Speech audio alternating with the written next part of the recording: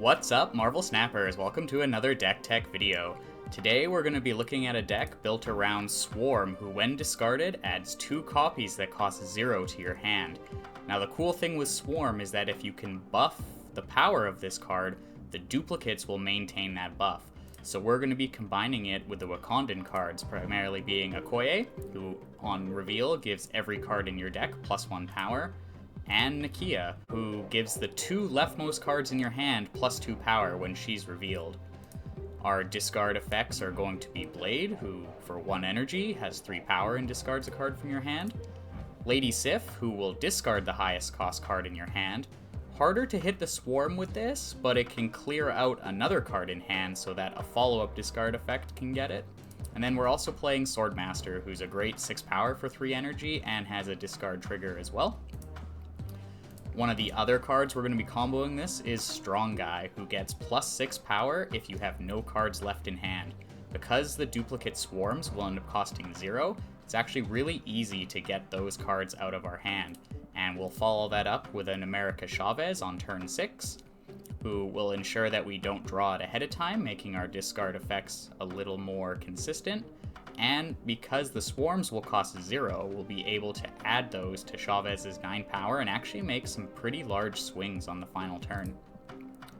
Rounding out the deck is some cheap 1-cost cards, including Ant-Man, Sunspot, and Iceman, just to put some power on the board and to get cards out of our hand to make it easier to discard our swarms.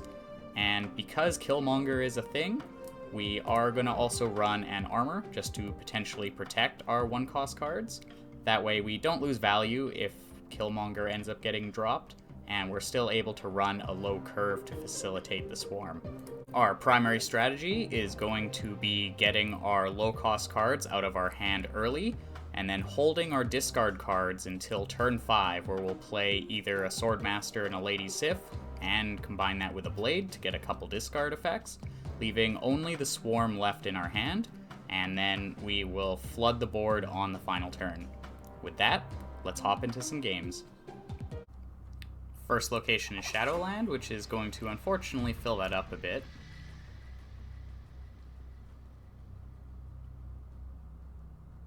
We can get the Ant-Man down, and then we can curve into Okoye Nakia.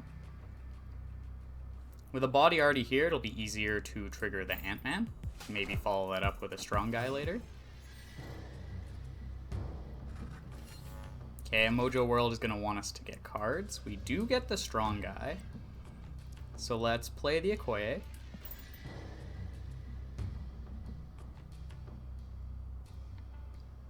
And then we'll be able to Nakia the Lady Sif and the Strong Guy, which will make these cards much more impactful.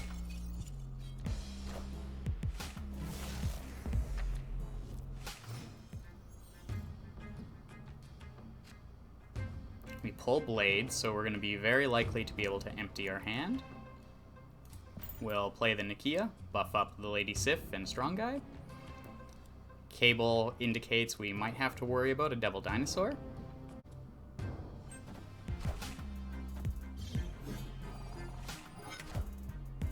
So they go with a Sentinel and an Agent 13. Yep, there's definitely a Devil Dinosaur in our future.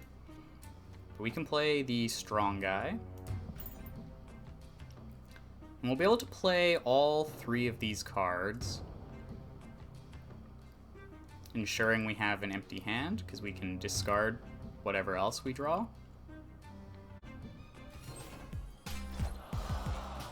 They go with a Collector and a Sentinel. Their hand is pretty full, so they're not going to be able to get too many triggers on this. We can try and win Monster Metropolis with our Chavez. Chavez will be 10 power.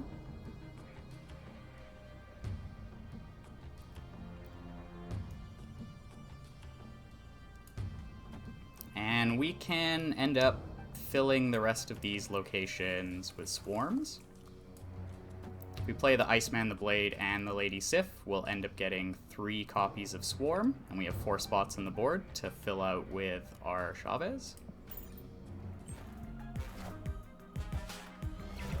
White Queen only gives them a swarm, which isn't going to be too impactful. Especially because theirs will cost 2, but ours costs 0.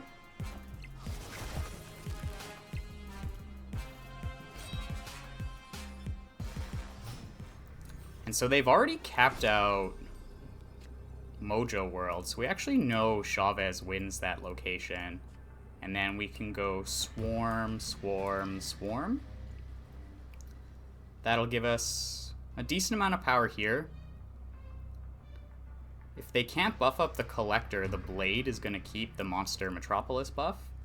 We're going to have 14 plus 4 power here, minus the 2, so we're going to have 16, which should beat even a full power Devil Dinosaur. And we can't lose Mojo World. Snapping probably makes them retreat, so let's just end the turn and take our 2 cubes.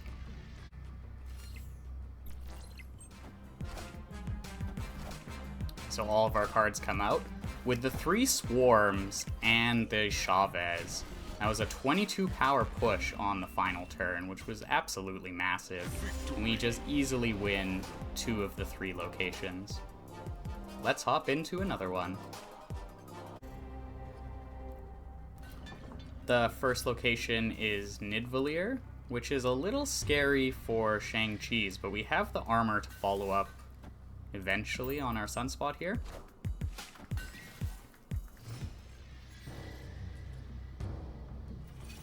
Ooh, Wakandan Embassy gives our cards all a pretty big buff. We have our Swordmaster. Let's get the Okoye down just to get the buff on the cards in our deck.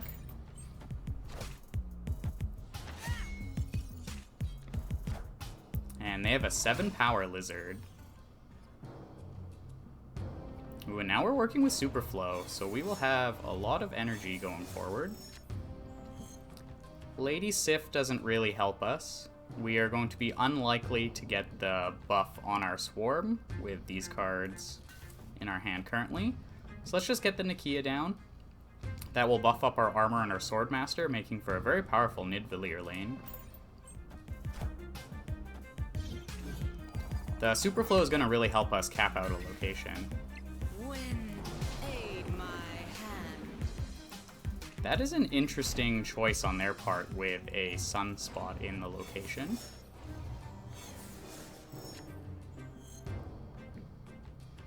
We do have a strong guy.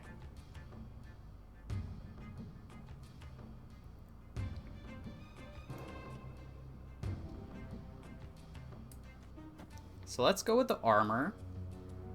Next turn we can play strong guy. And then we'll be able to play both of our discard cards to get strong guy buffed up, and we'll just not worry about the America Chavez. This is looking pretty good with our Spun Spot. We're going to be able to put 3 energy into it as well. Let's snap on them and see what happens here.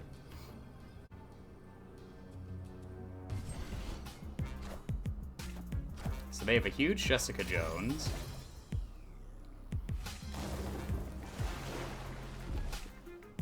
But we only need 2 more energy on our Sunspot to get this done.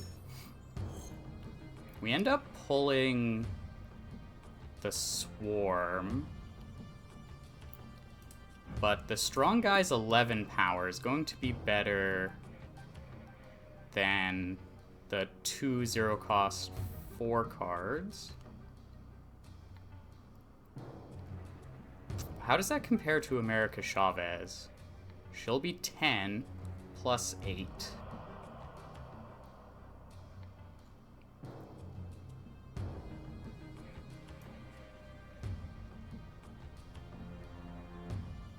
We need to get 2 more power on our Sunspot.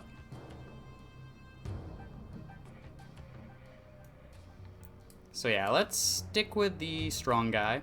We'll put the 2. Oh, we're not going to be able to...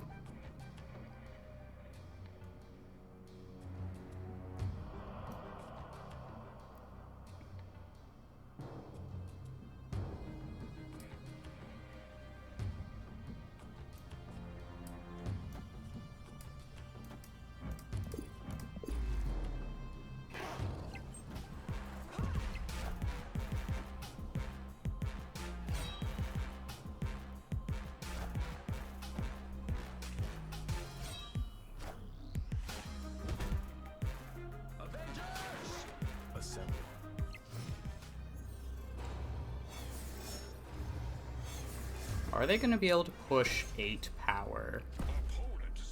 They think so. We have the option to put 7 energy into our Sunspot. And we can still put 8 power over into the Super Flow. Maybe that's the game plan here. That gives us the win in all 3, and it'll be hard for them to spread that much power around. So yeah, let's pass with the Sunspot.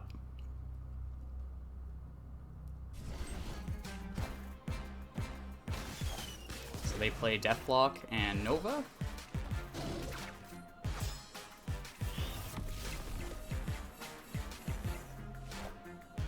Brings them up to 18. We do lose Superflow, but Sunspot ends up coming over for 12. That was definitely an odd game, but shows the power of Swarm with Sunspot, where we were able to put 8 power on the board and still let Sunspot buff up. Let's hop into another one. First location is Danger Room, which is going to be a little difficult to play to. Let's get Sunspot down on the far right here. Hopefully it's not a location that hurts us. Tinkerer's Workshop gives us +1 energy this turn. We can just Nakia our Strong Guy Swordmaster, and that gives us pretty big power plays later. And with the Swordmaster Blade, we're going to get the Strong Guy trigger.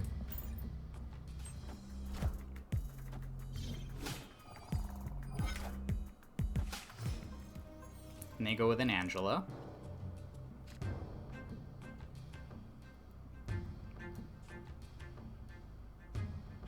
We can play the Okoye just for a little bit of a buff here. We can play Strong Guy next turn.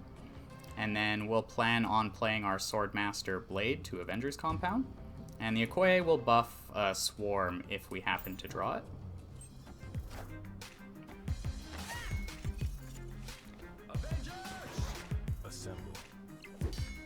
And they go with a Captain America. Ooh, we do hit the Swarm. So let's play Strong Guy. We will most likely get at least 2 copies of Swarm, and they might be good Danger Room fodder. We'll also just be able to pad out the Tinkerer's Workshop with 4 extra power.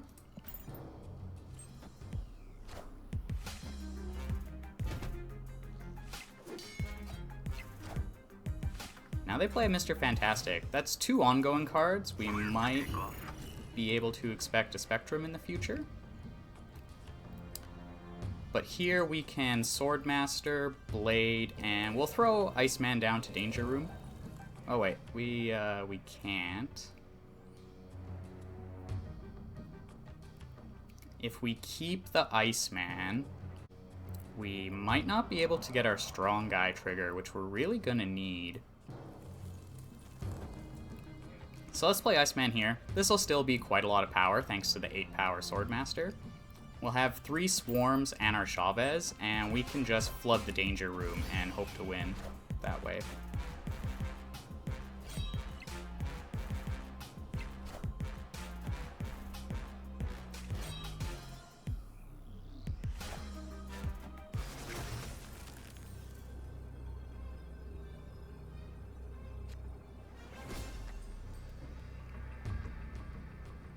So if they play Spectrum here, they get +5, 6, 7, 8, 9, 10, 11, bringing them up to 23.